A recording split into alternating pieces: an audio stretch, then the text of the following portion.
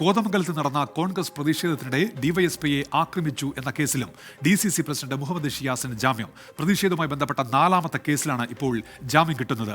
S Srikanth വിവരങ്ങളുമായി ഇപ്പോൾ കൊച്ചിയിൽ നിന്ന് ചേരുന്നുണ്ട്. ശ്രീകാന്ത്, വിശദാംശങ്ങൾ എന്തൊക്കെയാണ്? പോലീസിനെ സംബന്ധിച്ചിടത്തോളം കനത്ത തിരിച്ചടിയാണ് നിലവിലിപ്പോൾ കോടതിയിൽ നിന്നും ഉണ്ടായിരിക്കുന്നത്.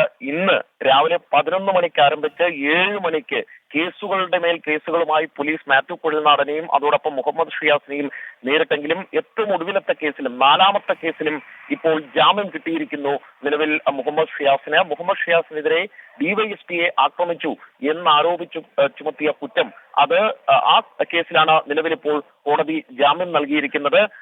അതേസമയം തന്നെ മറ്റൊരു കാര്യം കൂടി ഇപ്പോൾ സംഭവിച്ചിട്ടുണ്ട്. ഈ കേസുമായി ബന്ധപ്പെട്ട് രാവിലെ 2 കേസുകളിൽ ജാമ്യം കിട്ടിയിരുന്നു മുഹമ്മദ് ഷിയാസിനും മാത്യു കുഴൽനാടനും. അതിലൊരു ഉപാധി കോടതി പറഞ്ഞിരുന്നു അന്വേഷണ ഉദ്യോഗസ്ഥൻ ആവശ്യപ്പെട്ടാൽ ഹാജരാകണമെന്ന് ചോദ്യം ചെയ്യലിന്.